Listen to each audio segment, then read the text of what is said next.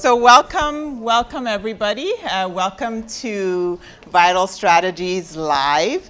It is my distinct pleasure to be here in conversation with Yolonda Richardson, President and CEO of Campaign for Tobacco-Free Kids. They have been, yes, we got a clap? They have been partners with us for over decades, and I'm really excited to dig deep, into that relationship and all of the experiences we've had together. But before I start, I just want to give a quick intro into Yolonda, as well as why we're here and what we hope to accomplish in conversation today. So for those of you who don't know, and as I've shared, she is the president and CEO of Campaign for Tobacco-Free Kids, a leading advocacy organization working to prevent and reduce tobacco use and its deadly consequences, both in the United States and globally. She served in this role, as she shared with me, since July of 2023. Congratulations. Yes, thank you. And prior to this, she served as their executive vice president for global programs, where she oversaw efforts to enact and implement effective tobacco control policies in over 60 countries. Under her leadership, the program expanded in 2014 to focus on other critical public health challenges with the launch of the Global Health Advocacy Incubator.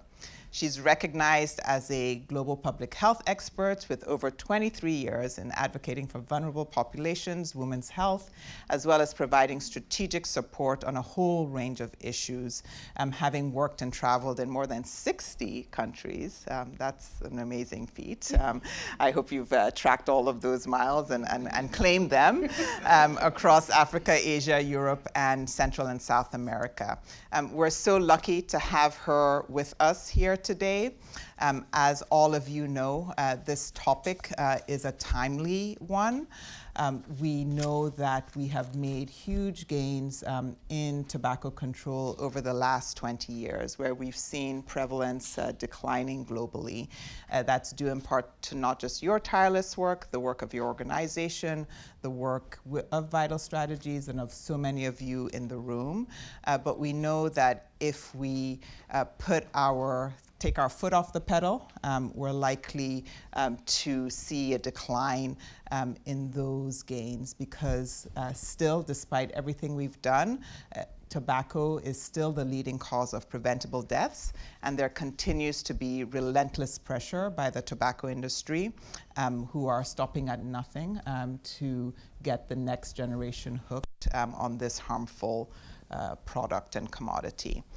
We know that we are also in a very tenuous global health context where there are huge pressures, not just on funding and financing for this type of important work, but huge challenges and threats to science and to data that is, undermining the very fabric of, the work that we're doing. So it'd be so great to hear from you how you and your organization are addressing those threats. But first and foremost, thank you so much for joining us.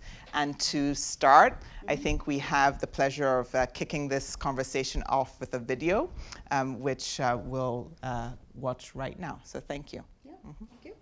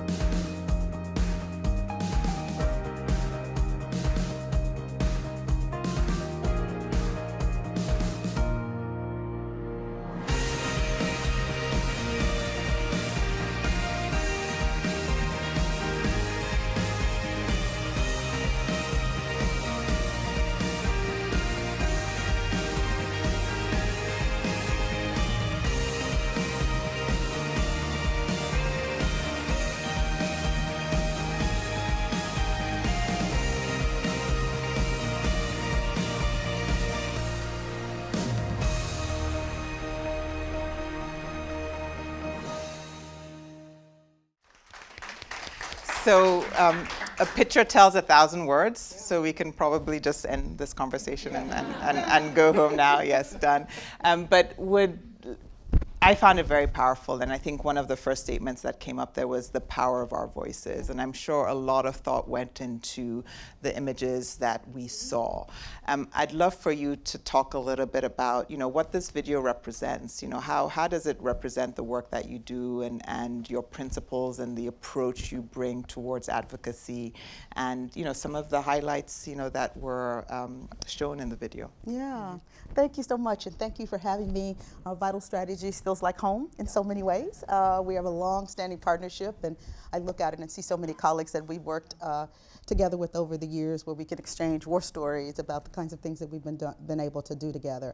I think it feels just gratifying to work on an issue that has had so much public health impact.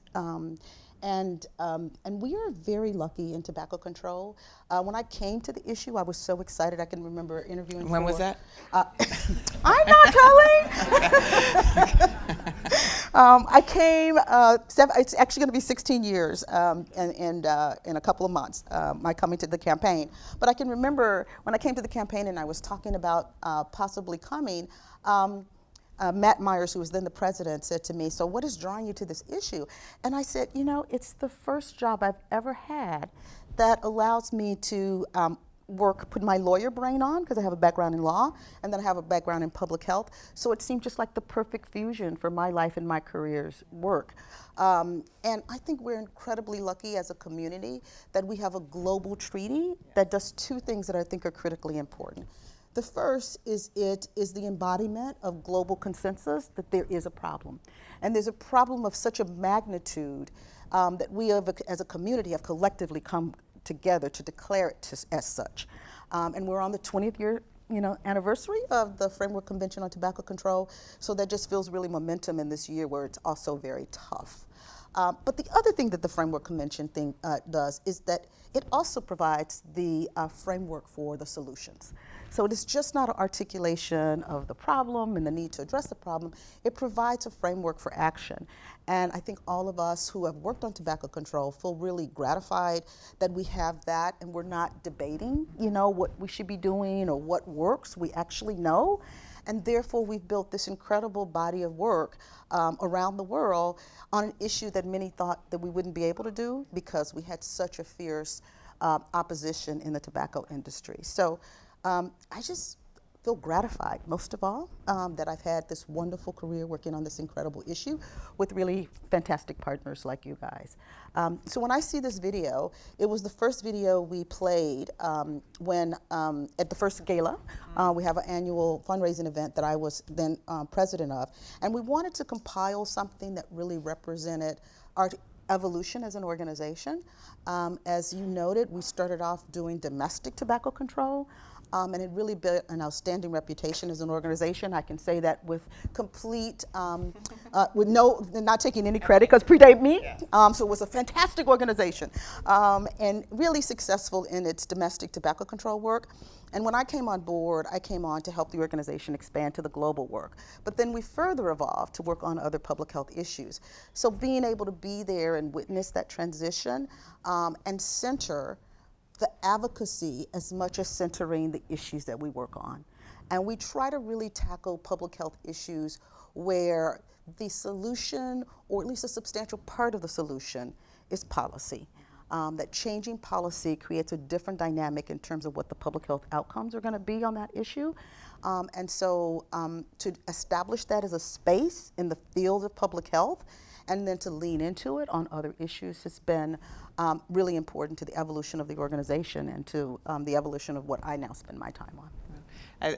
That's so interesting, and I love the point you made about the framework gave the solutions, but how to actually make those solutions happen. That's the advocacy journey, and that's the art of advocacy. And would love for you to share a little bit about what have you learned across all of these years of doing advocacy?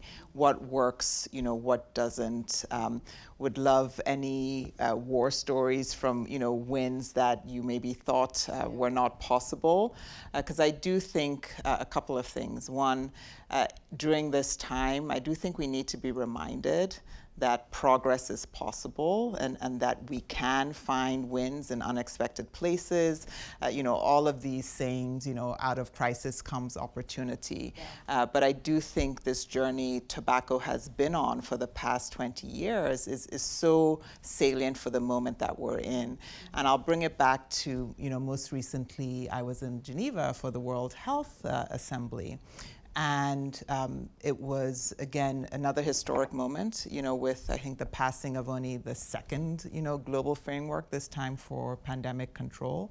So many people talked about the first, which, again, 20 years, it took to get to the next one, with the tobacco framework, and how that ability for us to come together around a shared goal, a shared global good, a shared investment in the health of our futures, how remembering that was so important to what was going on around the pandemic treaty, and that belief in multilateralism, that belief in solidarity, all of those things that people spoke to. And many of the folks who were there 20 years ago working on the tobacco framework were still around, helping the pandemic accord go through.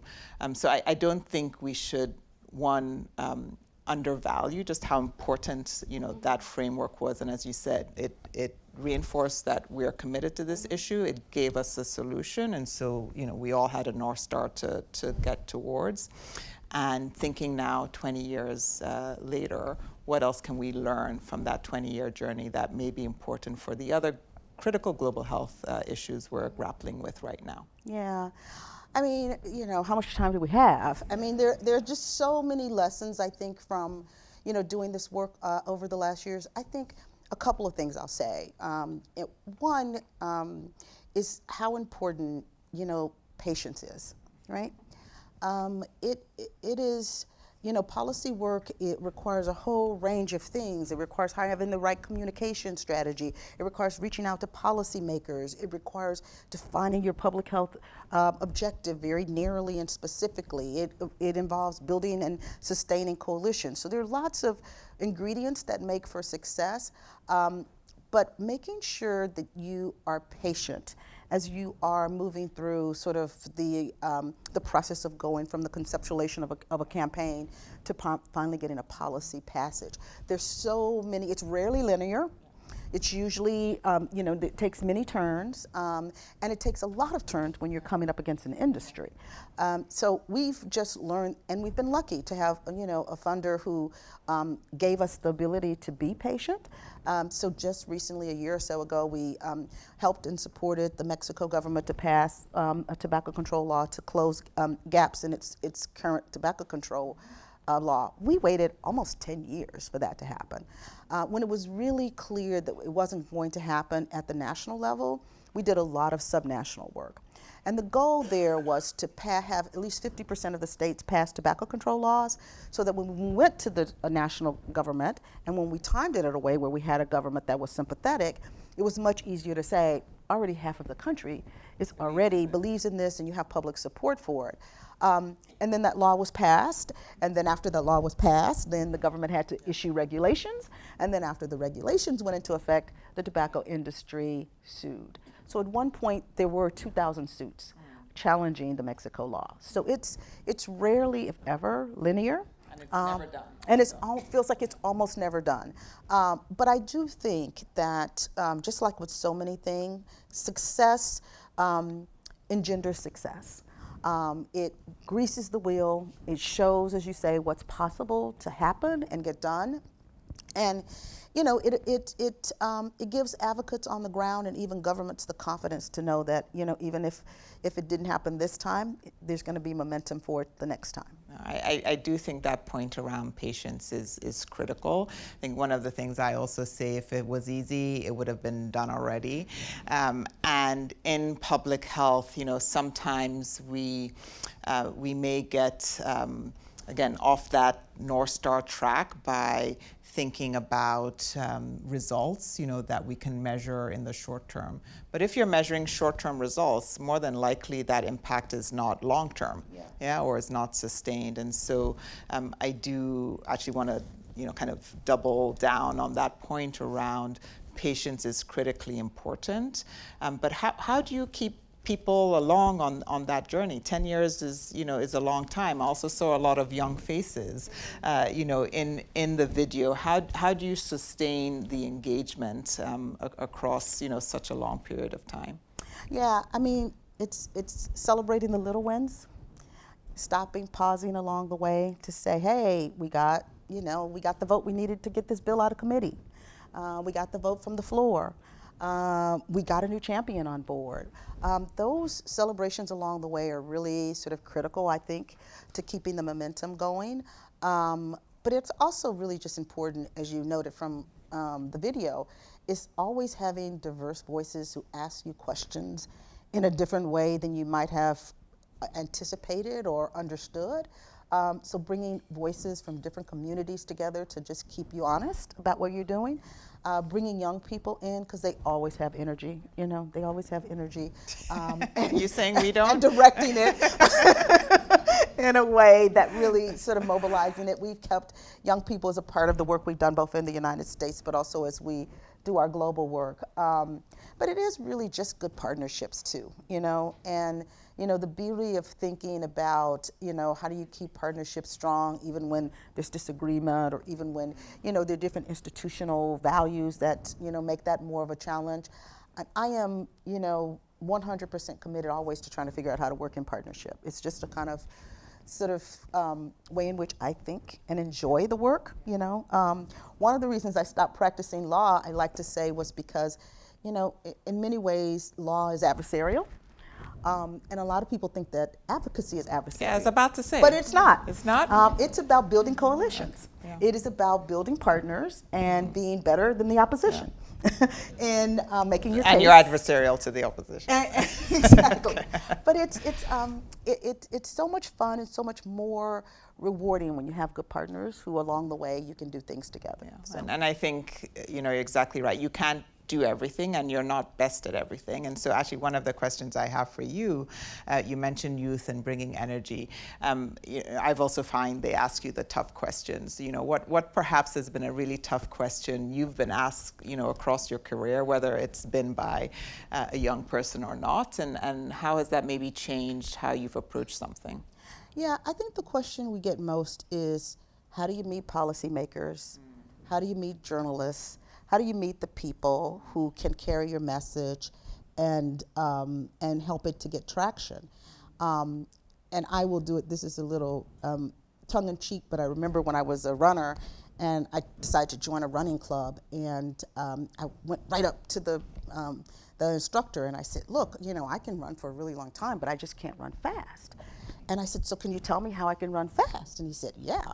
And I said, what is the answer? And he said, run fast. Like, okay, thanks. well, that was insightful. How much should I pay for this? Yeah, I was about to say, did you pay? Exactly. But, it is just a matter of getting out of your own way and sort of, positioning yourself so you can have those conversations, whether that's through people who who have those relationships, or initiating them, yourself. You just have to kind of do it. It isn't a discipline that is, I think that is kind to introverts, because you really do have to push through to have conversations that are important to have, even if they may be tough, and even if you have somebody who really isn't a believer, you got to keep having those conversations. So as a practiced extrovert, I fully appreciate sometimes how hard it is to start the conversation, initiate the meeting, reach out to people who are outside of your normal experience, and make the conversations happen. Thank you for that. So just go fast. Go fast. If only we could. You talked about partnerships and the values that partnership brings, and I know that there are so many partners in the room, and so would love to actually open it up and hear from you. If you have any reflections on comments that Yolanda has already made, or if you have any questions, for her. I think one of the most important things I also value about partnerships is the diversity of thought and experience that people bring. So.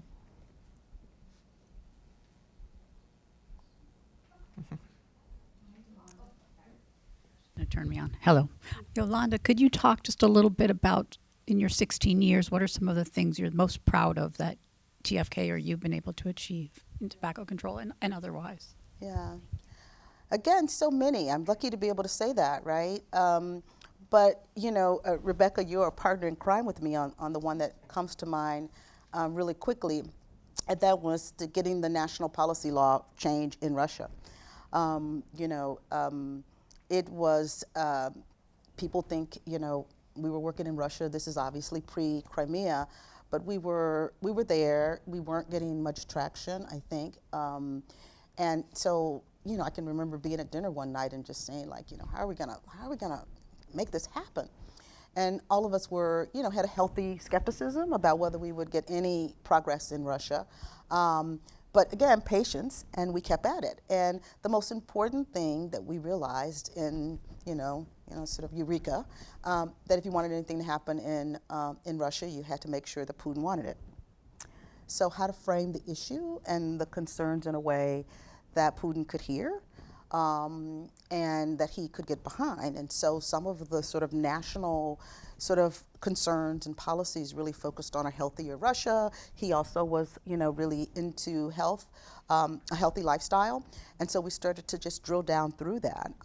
And all the partnerships in the Bloomberg Initiative just worked, really hard to get the right team in place in Russia, positioned with the right organizations.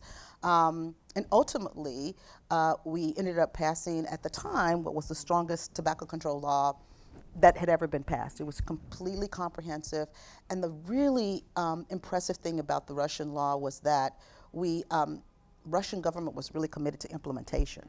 So as you know, when you're on this trajectory, getting a law passed is only part of the battle. Getting it really well implemented is the other part of the value. So in the midst of the campaign, we brought over to the United States a delegation of people who were from the Russian Ministry of Health. And we hosted them in our office. Our other partners also participated, and we had them talk to people in CDC and in the United States about what the United States experience had been in reducing tobacco control. And I remember the moment in the room when we had them in there, and they were just like, so, like, you work with civil society? You talk to like them? that's a thing, Yeah. and you trust them, and the officials that we worked with were like, yeah, that's how we got the national tobacco control law passed. It was in partnership. And that just kind of turned into a moment where they started to trust us that we were there to support what they wanted to do as a country, a commitment they had made as a country. And then they really implemented, and nobody believed that in Russia people would stop smoking in public places, particularly when it got cold. And we would show pictures of people outside of restaurants smoking because they were really enforcing the law. There are a dozen stories like that. Indonesia, where we just thought there was no chance we would get anything to happen in Indonesia, and just recently had really strong, regulations passed there in a place where the tobacco industry just rules supreme. So in unusual places, I think are the most fun ones, but still, every victory is pretty sweet. Great. And you mentioned trust, which I definitely want to come back to that theme, but another question? Mm-hmm. Hi, thanks for the great work that you're doing. I am from the Caribbean. I teach public health. I know that tobacco is vital to the economy of several countries. And therefore, how do you reconcile the economic well-being and prosperity of countries that are plagued with, poverty and whatever else, with the shift towards a more balanced approach to tobacco controls? How do you reconcile those differences? Mm-hmm. It's a great question. I will give you some relief. There are very few countries where the employment or tax base that comes from the tobacco industry is in excess of the health damage that is caused, right? So in the early stages of the Bloomberg Initiative, they did quite a number of what they called economic studies to just kind of look at this question about how much does tobacco control hurt or help the economy, and how much does strong tobacco control help or hurt the economy. And almost always, there's more death and disease and cost to a country than there is revenue that the tobacco industry brings. In addition to that, we did a couple of years ago a really interesting study that showed that even if that were the case, even if they were net contributors to local economies, the fact of the matter is all the profit left the country. Like, there aren't stakeholders in the Caribbean who have shares in tobacco companies. That all is exported out of the country, and so it doesn't really build a long-term sustainable economic base for countries, even those countries that have farming and tobacco farmers in place. So I don't feel any consternation. I don't lose one moment of sleep that somehow we're undermining local economies because we're doing good tobacco control. Yeah. Great. I was just thinking that, government priorities might be, sorry, I didn't want to No, please, it's a conversation. I think government priorities might be to ensure, economic sustainability and the, the long-term cost-benefit analysis, where you're saying would be skewed in favor of, health benefits and savings, Yeah. may not necessarily be on their agenda. It might be immediate fiscal and economic balance policies, Absolutely right. Absolutely right. And I think that's one of the great things about this work, is that there's not just multiplier effect, there's multiplier impact, so whether it's saving lives, whether it's reducing future healthcare cost or burden, or whether it's generating revenue, and usually you can find, a stakeholder that cares about at least one of those issues. Yeah. Great. Well, what about you? How's your time been? You're a newbie. You're turning the tables on me. I am. Just because I know you have such a wonderful story, and it's been just great to have you come. I came in outside of tobacco, so I know what it is to sort of enter the field. How has it felt? How are you doing? I mean, it's been amazing. Yeah. I think similar to you, we do such important work, and not a lot of organizations, I think, focus on the hard stuff and focus on the stuff that not just give you incremental change, but what I like to call transformative change. The fact that we are attacking the top reasons for the top killers, across the world, whether that's tobacco policy, food policy, alcohol policy, and as you mentioned, coming at this from a policy solution perspective, where you get impact at scale and you get sustainable impact.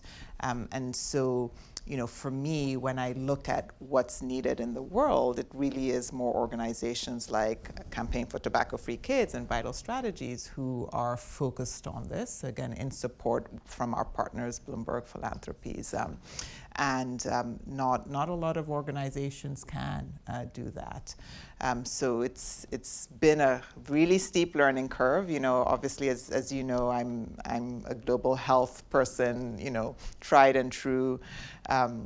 I've focused on health equity, all my life. But to be able to now work with, such amazing colleagues and such amazing partners around the world on prevention, and on prevention that the things that are going to really, I think, change the trajectory. I talk about, I started in HIV, so I talk about how PEPFAR changed the trajectory of a continent. If we don't address tobacco, alcohol, and food policy, we're not going to have that inflection point in the trajectory of where we are going as a world. And so it's a real privilege to be able to do that and to learn from folks like you. Okay. Yeah. Yeah. Okay. So back to some questions. I wanted to come back to this trust issue, because I do think we have lost a little bit of trust from the public in the work that we're doing, and maybe that may be too strong a statement, but when we look around and we see an erosion of public support for our work or public understanding for our work, I do think that that links to that trust perspective. And you talked about the importance of coalitions and how critical coalition building is to this success. So, are there things we can do now, new, better, to build back that trust and create stronger coalitions? Yeah, I mean, the information ecosystem, in so many ways recently feels broken, I know. That, everybody's a citizen journalist, and even those that are supposedly professional journalists don't sort of bring the same kind of rigor. But, I say to the team all the time, like, whatever is happening in a time of misinformation or distortions of truths or half-truths, like our job, our singular job, is to be the truth tellers. We have to present policy solutions we know that are completely rooted in the science of what we know and understand to be the case. We have to tell government sometimes uncomfortable things that they don't want to hear about how they may want to approach the problem. But, I am committed as, the leader in a long tradition of leaders of my organization, that whatever happens, we are data driven. And we are going to always put policy solutions forward that are steeped in whatever the science as we know it at the time. Now, sometimes science changes, of course, and we also have to be willing, when the science changes, to also change our perspective. But I just know my organization, just because it's so much a part of our organizational ethos, is always going to be standing in the fray, telling the truth all the time, every day, in every circumstance. No, thank you for that. And I think you mentioned how important the data is, that you are also great storytellers at Tobacco Free Kids. And I think we have another video queued up, so would love to get that started. We're bigger than big tobacco. We're taking a stand. When it comes to big tobacco, well, today young people got to make their voices heard. 100 students from across the state met with state legislators. Dozens of students and supporters of the bill to ban flavored tobacco products, including menthol cigarettes and vapes, marched to the Capitol. Another rally at the state capitol attracted hundreds of teenagers from around the state. This one to raise awareness about what they call tobacco-related disparities in their communities. Detroit area students took their message directly to Scott Benson. Coming together to create a global movement for better health. 27 youth from 17 countries come together to take on the tobacco industry. I want a tobacco-free world. I'm an advocate because I want to have an impact around the world that surrounds me. Advocating in the halls of power, addressing other critical public health challenges. Energizing communities, inspiring action, shaping the future, creating new catalysts for change. Two teenagers. Okay. It's not easy to get them excited about things, so I'd love for you to share a little bit about that. And it was so joyous to see, all of these young people working on this. I think I also saw Monique, did I, from Indonesia, who you just gave an award to. So, tell us how you do that, because I do think it's, you hear a lot, we need to include youth, we have to include youth, but nobody actually does it very well. So we'd love to hear from you on that. Yeah, so sometimes it's easy in just terms of just giving them a forum to amplify their voices. But we've been much more sort of systematic and about how we approach it. In the U.S. side, which a lot of where our youth work is, has been developed and strengthened. We've done a lot of work. We have what we call our Take Down Tobacco Day, where we encourage and ask, provide materials for young people to do their own campaigns. It is easy for us in some ways to try to do that in a more sustained way because we're always running campaigns, right? And so when we're running campaigns, we just have to continue to think, are there youth groups that are around who are available to work on these issues? I can tell you, I can go, in fact, I was just 6 months or so, I guess, on the Hill for a Senate Judiciary Committee hearing. And it was about like how to better regulate,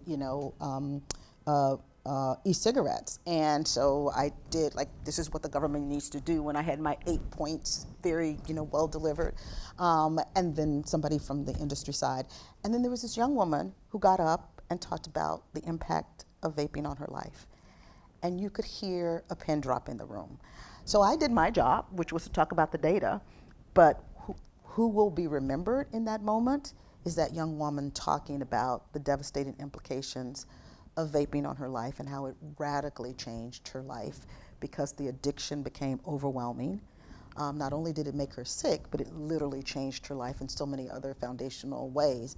So that storytelling is really critically important. And I just have to say, I really focus to remain optimistic. But I think, the older you get, the more cynical you get about things. And young people just don't. Yeah.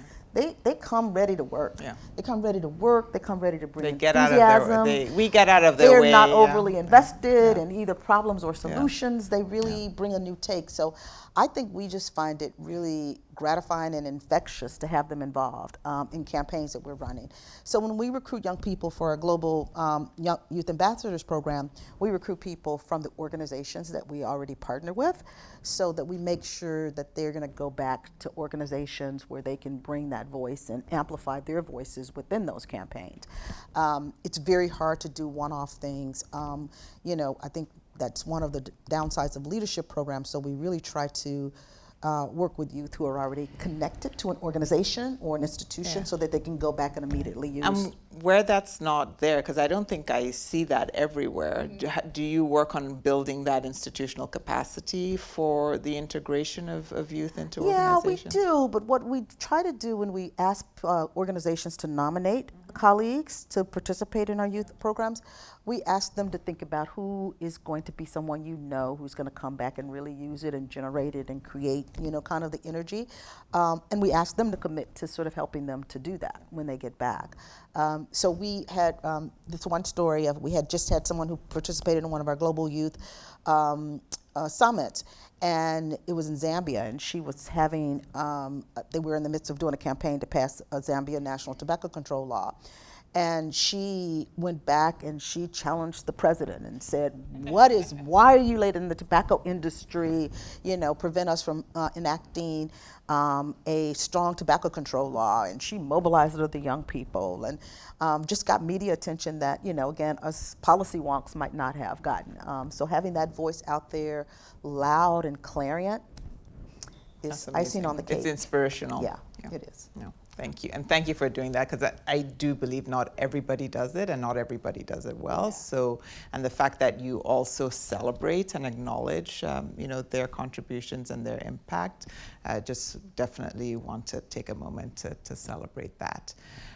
We're almost at time, so I don't know if there's any other questions folks would like. Perfect. Mm-hmm. Oh my gosh, I did not even see you.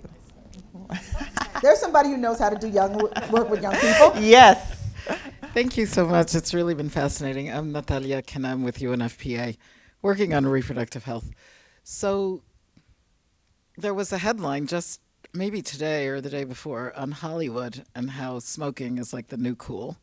And I sort of wondered, what about the dynamics of women smoking? Sometimes it is seen as a mark of liberation. So if you could talk about that.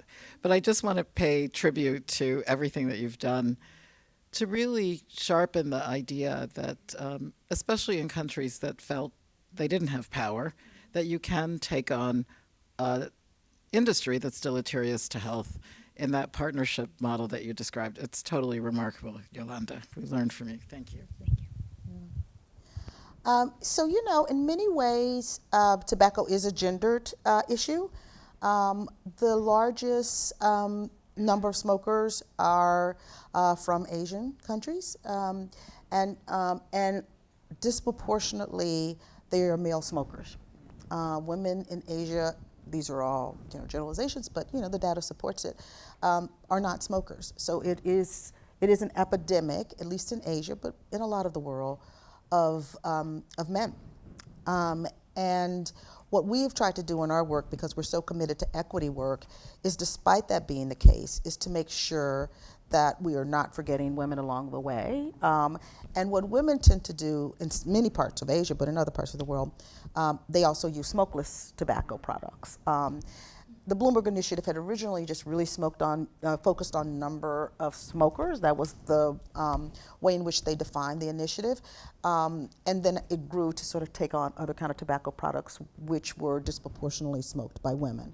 And so we always keep our eye on the prize. Our equity work in tobacco, I think we've been a little not as clear as we could be, because the equity issues are there. They don't translate in the same way equity issues translate in terms of other public health issues, because by definition we're doing advocacy, and those policies have implications for everyone. But it doesn't mean that even if you pass a policy at a national level, that the impact or the implementation of that policy is going to have a similar effect across all communities. So part of the equity work that we've been doing as an organization is to really try to understand that, like where do, despite it being a population-based approach, where do communities get left behind? Because the policy isn't crafted enough to get those specifications in, or the implementation is disproportionate. So it's a really good question. I think it is one of the few public health issues that is more male epidemic than female epidemic, but it doesn't mean that young girls aren't, particularly as countries become more middle income, don't start to think it's cool, and you'll see the youth smoking rates go up for girls, even if the adult smoking rates still tend to err on the side of more men smokers. No, I think that's a critical point, and even thinking about unintended consequences. And I loved your point around data, because if we're not tracking the data, we may not be aware of any potential unintended consequences. I want to end on asking you a question about, what do you think your superpower is? Oh, wow. I think it is, I think just what I said, I think what makes me a good advocate is that I'm patient, I can see the sort of long view, even if the short view is challenging. And we do this thing, one of our icebreakers is kind of like, if you're in a room, what kind of animal are you? Who do you, are you a monkey who likes to have fun? Are you the bear who hibernates then wakes up with a eureka moment? And I always say the same thing, I'm a giraffe. I can look out over the horizon. I don't get confused by the short term. I understand it, I appreciate it, I can live in it. But I'm really I'm the savannah, what's next? What's around the corner? And they have large life expectancies and they have large too. ones, and you know what? You know what also happens? I didn't know this. I'm not sure. Lions, people hide underneath giraffe because lions don't attack giraffes. And so they're protectors in addition to the people who have the long view. So I don't know, I'm a giraffe, guys. That's perfect. Perfect.